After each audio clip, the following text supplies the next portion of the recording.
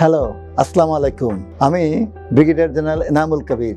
আজকে আমি overall plastic surgery নিয়ে কথা বলবো। আসলে হয় কি, আমাদের একটা ভুল ধারণা প্লাস্টিক সার্জারি মানেই সবকিছু পরিবর্তন করে দেওয়া, চেহারা পরিবর্তন, সুন্দর করে। আসলে তা না। আমরা জন্মগত ত্রুটি, যেমন ঠোঁট কাটা, তালু কাটা, জন্মগত টিউমার, হেমানজিওমা, আরো অনেক টিউমার আছে, অ্যাক্সিডেন্টের পরে যে ট্রমা, পোস্ট ট্রমা ডিফেক্ট, বিভিন্ন ক্ষত, তারপরে বার্ন, পোস্ট বার্ন কন্ট্রাকচার, এগুলো নিয়ে মেনলি কাজ করি। রিগার্ডিং ব্রেস্ট সার্জারি, ব্রেস্টের যে কোনো টিউমার, ব্রেস্ট ক্যান্সার, আগে ছিল ব্রেস্ট ক্যান্সার হলে ব্রেস্ট ফেলে দিতে হবে, এখন কিন্তু চেঞ্জ হয়েছে কনসেপ্ট। ব্রেস্ট ফেলতে হবে না, শুধু টিউমারটা ফেলে এর চিকিৎসা করা সম্ভব। বার্ন ব্যাপারে অনেক অ্যাডভান্স ট্রিটমেন্ট। আগে তো বার্ন হলে পরে টুথপেস্ট লাগাতো আর অনেক কিছু করতো, এখন কিন্তু আমরা বার্নের ব্যাপারে অনেক অ্যাডভান্স ট্রিটমেন্ট আছে। ইনিশিয়ালি করলে বার্ন পেশেন্ট ভালো হয়ে যায়। তারপরে এস্থেটিক্স বলতে মনে করেন বারবার বাচ্চা হওয়ার পরে মহিলাদের পেট ঝুলে যায়, শরীরে অনেক মেদ জমে, লাইপোসাকশন করা যায়, অ্যাবডোমিনোপ্লাস্টি করা যায়, আর অনেক অপারেশন করা যায়। সো এগুলো আমরা বিভিন্ন সময়ে বিভিন্ন রোগীদের উপরে করি এবং রোগীর অনেক স্যাটিসফাইড থাকে।